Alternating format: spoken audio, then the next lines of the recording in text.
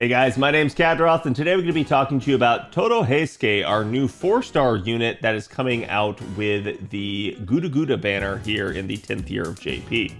Now, Heske is interesting because he's going to be a limited single-target quick Avenger, but he's not going to work like other single-target Avengers do. Heske's major claim to fame is going to be the fact that he can actually kill himself, similar to how Arash or Khadroth do. But in a difference from Khadroth does it at the end of her turn via a skill. Heske is going to do it with his noble Phantasm, just like several other self-sacrificial units handle it. But in order to understand this, let's start out by going through his kit so that you guys get the full rundown.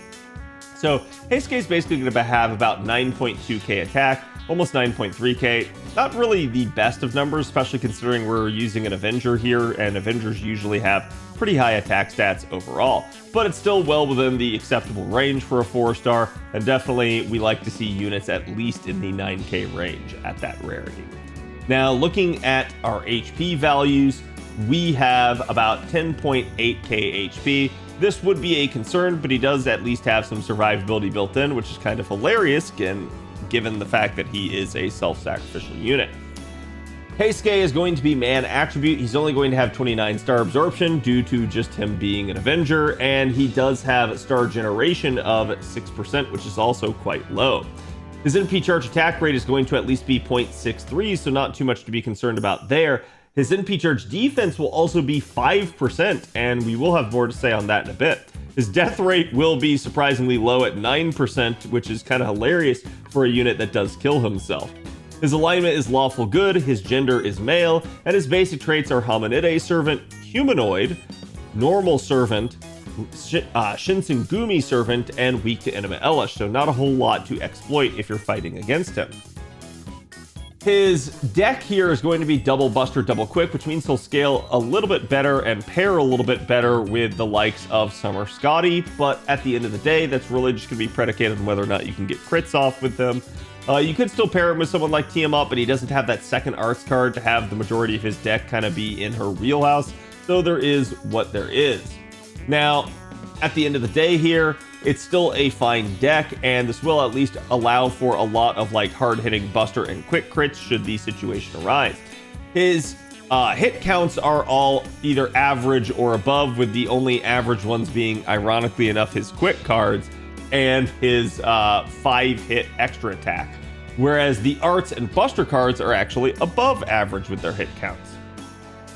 Talking about his skills, this is actually one of the more interesting things. A lot of his skills have 3-turn durations.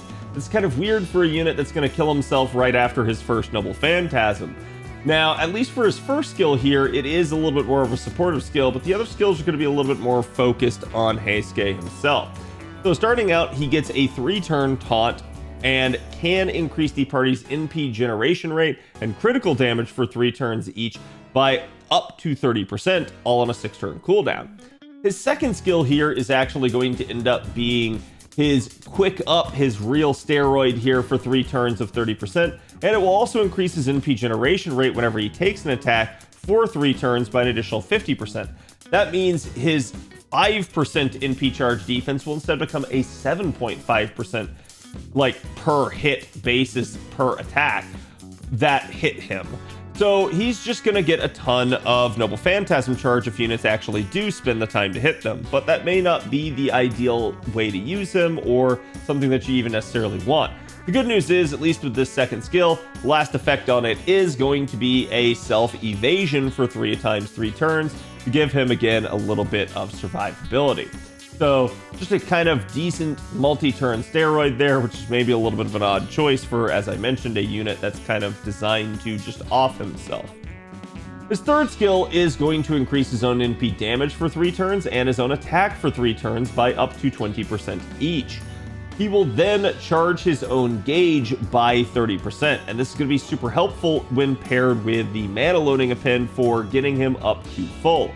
That is going to be the ideal sort of append that you're going to want on him, as really he's not going to have a whole lot, but we'll talk about that here in a second that you'd want to use it on. Still, this does mean that you can start him out with, say, a 50% CE and get him there under his own power, so you don't have to worry necessarily about supporting him if his entire role is just to kill one thing and rotate the party. His passive skills are pretty much what you would expect for an Avenger. He gets Avenger C, just increasing his NP generation rate a little bit more when he takes a hit, and also giving a debuff to the party's debuff resistance. He will give himself Oblivion Correction for an additional 2% extra critical damage, and then also grant himself magic resistance to at least offset that debuff resist down that he's giving the entire party a little bit for himself by 15% there. Again, the mana loading append is going to be the append you're going to want to go for with him. I think the third append, at least being anti-saber, has some consideration, but we have other units that can maybe handle this, even other self-sacrificial units. So I'm not sure that's necessarily the best one. Really, to me, either the first append for the extra attack or the fourth append for the special attack finesse would probably be better pairings, at least if you're trying to think about another append beyond the mana loading one. But ultimately, most of these are not going to be too big of a deal, as the mana loading append is going to have a lot more value than any of the other choices. His Noble Phantasm is an 8-hit single target NP that deals damage to one enemy and then deals super effective damage to lawful alignment enemies. This is actually going to be Heske's major claim to fame, as if you are going up against a lawful alignment enemy, his damage will be pretty darn good. After that, he will reduce their defense by 20% for 3 turns, turning him into a little bit more of a setup man, somebody that can actually manage to kind of take out an enemy, or at least maybe take out a break bar and put the defense down on the enemy that still remains after he rotates out. As we mentioned here, though, at the end of his Noble Phantasm, he will sacrifice himself. There is no way to prevent this other than to slap a Guts on him, which isn't really preventing it, it's just kind of offsetting the effect of it. So that's going to be the only way you could potentially Noble Phantasm with him for multiple turns, but I don't necessarily advise it. It's just up to you to determine how you would want to operate him. Now, his overcharge effect will increase his quick up for the duration of that turn by 10% base, but it will scale all the way up to 50% at a 500% overcharge rate, so it does scale pretty nicely if you do manage to have the ability to put overcharge on him, but that choice is yours. As for what else we can talk about him, because we're not really going to talk about 3 turning and charging setups too much then because of the way that this unit works, instead, we're going to focus a little bit more on the CEs for Heske. So Heske is going to be somebody that can obviously operate really well from a 50% starting charge standpoint. Units that usually self-sacrifice are going to be somebody that, again, we're trying to not have to like pour a whole lot of support buffs on, but it is something that you can do. So him getting to his own Noble Phantasm under his own power with maybe just a starting charge CE is going to kind of be the probably more used setup for him. But you can definitely run things like Black Grail on him, or even something like Rising Mudrain. And there is, interestingly enough, a CE in the Recollection shop called The Wandering Tales of Shana O that is permanently available for Mana Prisms now on the JP side of things.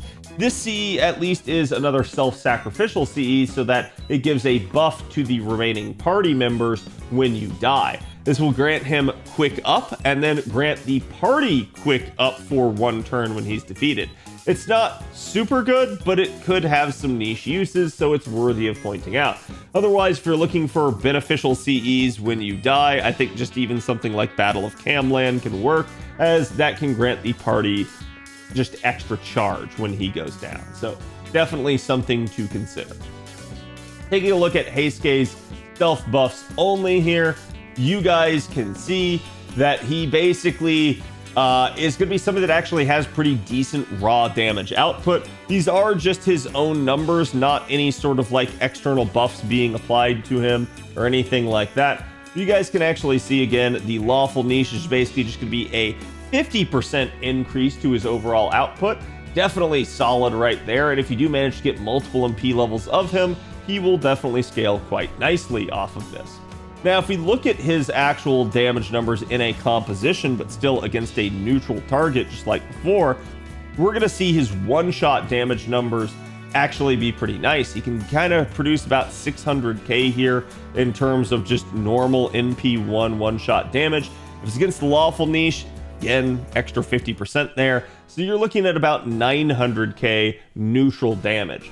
Definitely not bad. And then obviously if you get even NP2 with raw damage, that number is going to jump from 600k all the way up to 800k. So again, getting extra NP levels really going to help out Heiske's damage output. But how is he going to stack up against his Avenger sort of competition? In that regard, Lobo here, and looking at his one-shot damage, he can do about 700k at NP1.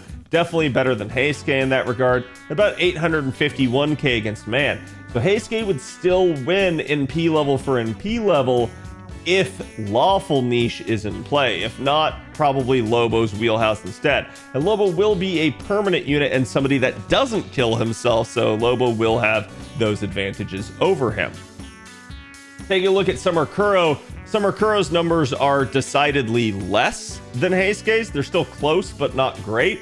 And she does have the manuscript buff that she can apply to herself to further increase her damage, but it's not quite a niche. So to me, Summer Kuro, not really who you're going to take in terms of damage output. Really, her whole deal is going to be the utility that she could provide due to her kit to the party and the ability to rotate. So in that regard, similar to Heske, since he can rotate the party, he's just gonna kind of blow his load and then rotate. Whereas Kuro is going to buff units and then potentially rotate at the end of a turn. So again, if you value not having the unit kill themselves, that is always an option. Summer Eris is probably going to be another really strong comparison, as even though she is single target arts, she is a unit that a lot of people have, and a lot of people feel very strongly that she is a strong 4-star single target Avenger. So her actual base number there at NP1 is only going to be about 429k. This is definitely going to pale in comparison to Heske, but she does immediately have the Servant niche, the Curse modifier, and the ability to stack both, allowing her to get some pretty darn solid damage output that should apply in a good chunk of scenarios. So in that regard, she absolutely can beat Heske, particularly as she scales up in NP levels. But the choice will still remain on whether or not essentially you're going up against something that has Lawful niche. If you are, Heske is going to outdamage her. If you're not, she's probably just going to outright be the better choice. And again, remember, Heiske's not going to be doing multiple Noble Phantasms at all. Last but not least, this is another interesting comparison, as we have Sono-ji, aka Sojiro, who is a welfare single target berserker that a lot of players will have on JP at this point. Now, Sojiro can also kill himself very similarly to how Heske can with his Noble Phantasm. And you can see his damage output at NP5, since you're guaranteed the 5 copies basically if you do his event, you're looking at about 738k there. So realistically speaking, the only way Sojiro's gonna lose out is if, again, Lawful niche is in play. Otherwise, Sojiro is probably just the better option, and does have potentially even more charge to get himself to his Noble Phantasm, allowing for, you know, probably a lot more viable, say, Black Grail comp type things. So again, this is an interesting thing. Let me know what you guys feel about Heske. Is he just another unit that is available to you on a 5-star banner that you were after? Or is he a unit that you guys think that you're going to use pretty viably over time, as he has the at least ability to kill himself and rotate the party? I'll be curious to hear you guys' thoughts on that. Also, let me know which Ascension form is best, and again, whether or not you think he's actually worth rolling. I will see you guys for the next video. Thank you guys for watching. If you haven't already, don't forget to like, comment, and subscribe. You guys know it helps me and the channel out, and I will see you guys later. Have a good one.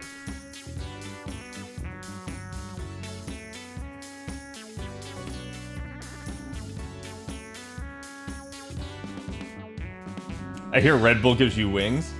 Okay, so chat, unfortunately I was shared this, so I have to share it with you guys now too. But Andre was talking to me about this at lunch.